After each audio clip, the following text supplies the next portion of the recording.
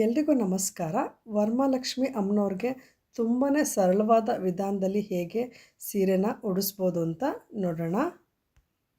ಮೊದಲು ಸೀರೆನ ಪೂರ್ತಿಯಾಗಿ ಹರಡ್ಕೊಂಡು ಪೂರ್ತಿಯಾಗಿ ಸೀರೆನ ಈ ರೀತಿ ಸಣ್ಣ ಸಣ್ಣದಾಗಿ ನರಿಗೆಗಳನ್ನ ಮಾಡ್ಕೊಳ್ತಾ ಬರಬೇಕು. ಹೊಸದಾಗಿ ನರಿಗೆಗಳನ್ನ ಮಾಡ್ತಿರೋರಿಗೆ ಒಂದೇ ಸಲ ಹಿಡ್ಕೊಂಡು ನರಿಗೆಗಳನ್ನ ಮಾಡೋದು ಕಷ್ಟ ಆಗುತ್ತೆ.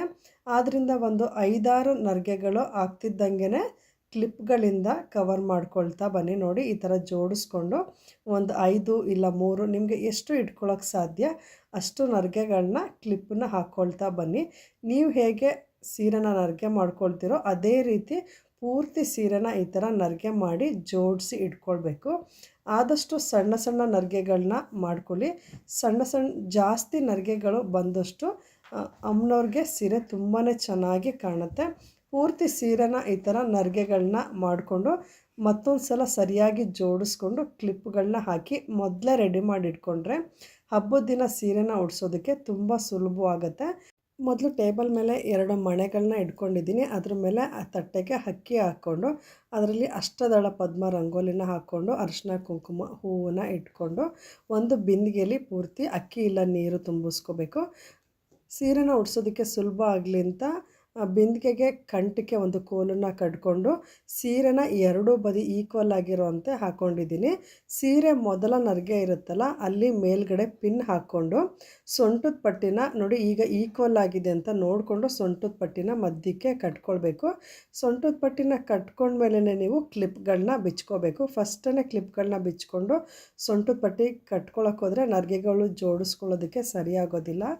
ಇವಾಗ ನಿಧಾನವಾಗಿ ನರಿಗೆಗಳನ್ನ ಹರಡ್ಕೊಳ್ತಾ ಬರಬೇಕು. ನಾವು ಎಷ್ಟು ತಾಳ್ಮೆಯಿಂದ ಮಾಡ್ತಿರ್ತೀವೋ ಅಷ್ಟು ಚೆನ್ನಾಗಿರುತ್ತೆ ಅಮ್ಮನವರ ಅಲಂಕಾರ.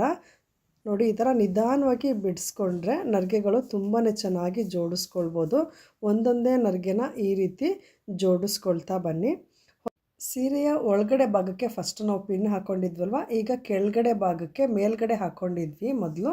ಈಗ ಕೆಳಗಡೆ ಪಿನ್ನನ್ನು ಹಾಕ್ಕೊಂಡು ಸರಿಯಾಗಿ ಜೋಡಿಸ್ಕೊಳ್ತಾ ಇದ್ದೀನಿ. ಸೀರೆ ನರಿಗೆಗಳಿಗೆ ಕ್ಲಿಪ್ಗಳ ಜೊತೆ ನಾನು ಪಿನ್ಗಳನ್ನು ಹಾಕಿ ಜೋಡಿಸಿಟ್ಕೊಂಡಿದ್ದೆ. ಅದನ್ನೆಲ್ಲ ತೆಗೆದು ಸರಿಯಾಗಿ ಜೋಡಿಸ್ಕೊಂಡು ಅಮ್ಮನವ್ರಿಗೆ ಬಿಂದಿಗೆಗೆ ನಾನು ಅರಿಶಿನ ಕುಂಕುಮ ಕೆಂಪು ದಾಸವಾಳದ ಹೂವು ಹಾಗೆ ತೆಂಗಿನಕಾಯಿನ ಹಾಕ್ಕೊಂಡು ಅಮ್ಮನವ್ರಿಗೆ ಅಲಂಕಾರಿಕ ವಸ್ತುಗಳಿಂದ ಅಲಂಕಾರನ ಮಾಡ್ಕೊಳ್ತಿದ್ದೀನಿ. ನಿಮ್ಮ ಮನೇಲಿ ಯಾವ ರೀತಿ ಅಲಂಕಾರ ಮಾಡ್ತೀರೋ ಅದೇ ರೀತಿ ಅಲಂಕಾರ ಮಾಡ್ಕೊಳ್ಳಿ. ಸರಗಳನ್ನೆಲ್ಲ ಹಾಕ್ಕೊಂಡು ಆದಮೇಲೆ ಮುಖವಾಡನ ಕೂರಿಸ್ಕೊಳ್ಳಿ. ಮುಖವಾಡನ ಕೂರಿಸ್ಕೊಂಡು ಸರಗಳನ್ನ ಹಾಕ್ಕೊಳ್ಳೋಕೋದ್ರೆ ಮುಖವಾಡ ಅಲ್ಗೋಡೋ ಚಾನ್ಸಸ್ ಇರುತ್ತೆ.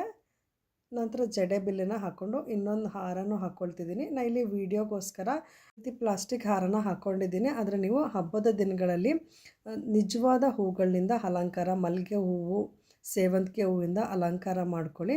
ನೋಡಿ ಅಮ್ಮನವರು ಎಷ್ಟು ಚೆನ್ನಾಗಿ ಕಾಣಿಸ್ತಾ ಇದ್ದಾರೆ ಅಂತ. ಅಮ್ಮನವ್ರಿಗೆ ಅಲಂಕಾರ ಮಾಡಿದ ಮೇಲೆ ನೋಡ್ತಾನೆ ಇರ್ತೀನಿ, ಇನ್ನೂ ಏನಾದರೂ ಬದಲಾವಣೆ ಮಾಡಿದ್ರೆ ಅಮ್ಮನವರು ಇನ್ನೂ ಚೆನ್ನಾಗಿ ಕಾಣಿಸ್ತಾರ ಅಂತ. ಹಬ್ಬದ ದಿನಗಳಲ್ಲಿ ನಿಮ್ಮ ಅನಿಸಿಕೆನೂ ಇದೇ ರೀತಿಯಾಗಿರುತ್ತಾ ಅಂತ ಕಾಮೆಂಟ್ ಮಾಡಿ ತಿಳಿಸಿ. ಈ ವಿಡಿಯೋ ನಿಮಗೆ ಇಷ್ಟ ಆಗಿದ್ದರೆ, ಈ ರೀತಿ ಅಲಂಕಾರ ಮಾಡೋದು, ಸೀರೆ ಉಡಿಸೋ ರೀತಿ ಇಷ್ಟ ಆಗಿದ್ದರೆ ವಿಡಿಯೋನ ಲೈಕ್ ಮಾಡಿ, ಶೇರ್ ಮಾಡಿ.